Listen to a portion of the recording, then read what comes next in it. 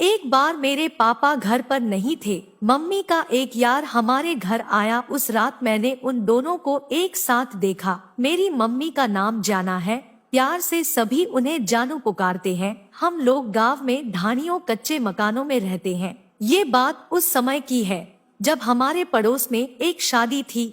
मेरे पापा घर पर नहीं थे, वो बाहर दूसरे शहर में काम करने गए थे। उस दिन मेरी मम्मी के दोस्त, जिनका नाम फुसा है, वो शाम के समय शादी में जाते समय मेरी मम्मी के पास रुक गए थे। मम्मी ने उससे बातें करते हुए चाय बनाई और उन दोनों ने साथ में चाय पी। बातें करते समय उसने मम्मी से बोला कि आज गर्मी कुछ ज्यादा ही हो रही है। उसकी बात सुनकर मम्मी ने उसे तिरछी नजरों से देखा और मुस्कुरा दी। उसने मम्मी से पूछा कि तुमको गर्मी नहीं लग रही है? मम्मी ने आंखें मटकाते हुए कहा कि हाँ, कुछ लग तो रही है। उसने फिर से मेरी मम्मी से पूछा, तुमको अंदर से गर्मी लग रही या बाहर से?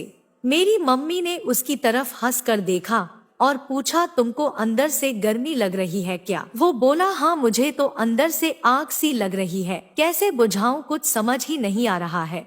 मम्मी ने कहा, अपनी गर्मी किसी से निकलवा लो या फिर हाथ से ही पंखा हिलाकर गर्मी खत्म कर लो। वो बोला, एक दिन में कितनी बार पंखा हिलाऊं, थक जाता हूँ, तुम मेरी मदद करो ना। मम्मी ने हंस कर कहा, मैं कैसे कर सकती हूँ फुसा भारती, तुम मेरा हिलाकर मुझे ठंडा कर दो ना।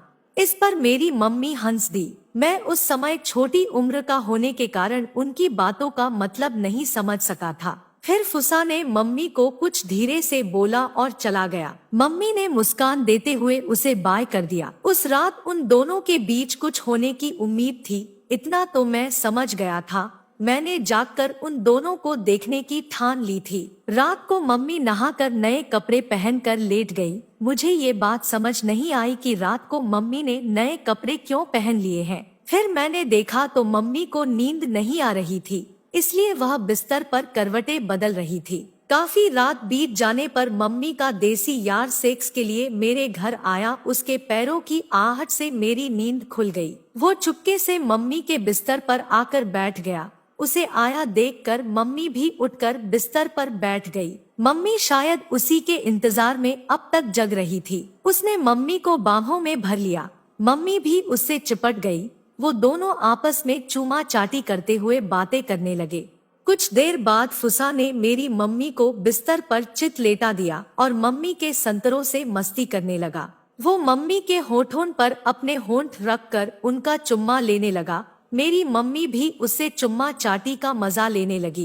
कुछ देर बाद उसने मम्मी के संतरों को मसलना शुरू कर दिया तो मेरी मम्मी ने गर्म आहें भरते हुए मचलना शुरू कर दिया। वो मेरी मम्मी के ऊपर के कपड़े उतारने लगा।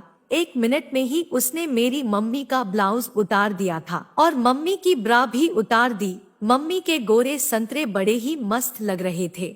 मेरी मम्मी भी उसके हथियार को हाथ से पकड़ने लगी। ये देखकर उसने मेरी मम्मी के नीचे हाथ लगाया और उनके नीचे के कपड़े उतारने लगा। मम्मी बोली, मुझे शर्म आ रही है, बिना कपड़े उतारे कर लो। वो बोला, शर्मा मत जानू, हथियार लेने में तुझे बड़ा मजा आएगा। ऐसा बोलते हुए वो मेरी मम्मी जानू का पेटीकोट उतारने लगा। मेरी मम्मी जानू अब केवल पैंटी में रह गई थी।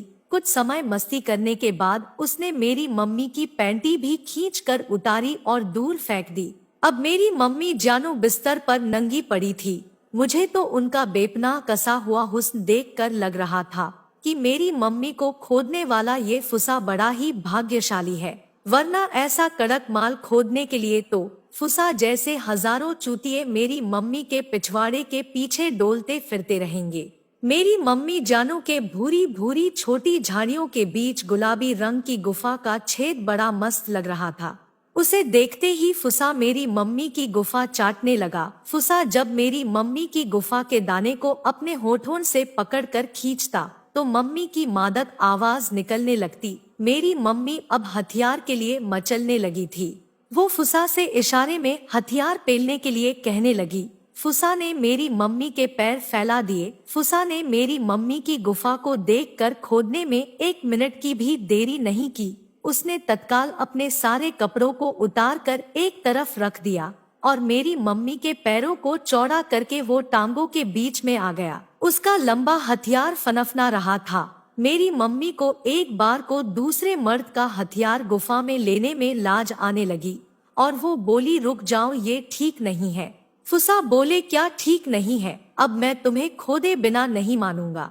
मम्मी बोली, ठीक है, मगर जल्दी कर लो वरना कोई आ जाएगा। फुसा बोला, जानू थोड़ा सा हथियार अंदर लोगी तो मजा आ जाएगा, तुम चिंता मत करो, मेरे हथियार से खुदवा कर देखो, बस मजा न आए तो कहना। अब वह अपने हथियार को मेरी मम्मी की गुफा के ऊपर रख कर बोला, रेडी हो मेरी जान, अब मैं अंदर डाल रहा हूँ। मेरी मम्मी ने मस्ती में हाँ में सिर हिला दिया। उसी पल फुसा ने अपना मोटा तगड़ा हथियार मेरी मम्मी की गुफा में डाल दिया। हथियार गुफा में लेते ही मेरी मम्मी की दर्द भरी आवाज निकल गई। मोटे हथियार के गुफा में एकदम से घुस जाने के कारण मेरी मम्मी के मुंह से आ निकल गई थी। वो फुसा से हथियार निकालने के लिए कहने लगी, मगर फुसा ने बिना रुके मेरी मम्मी की गुफा में 10-12 तेज झटके मार दिए। इससे मेरी मम्मी को मजा आने लगा और उन्होंने अपने पैरों को ऊपर उठा दिया।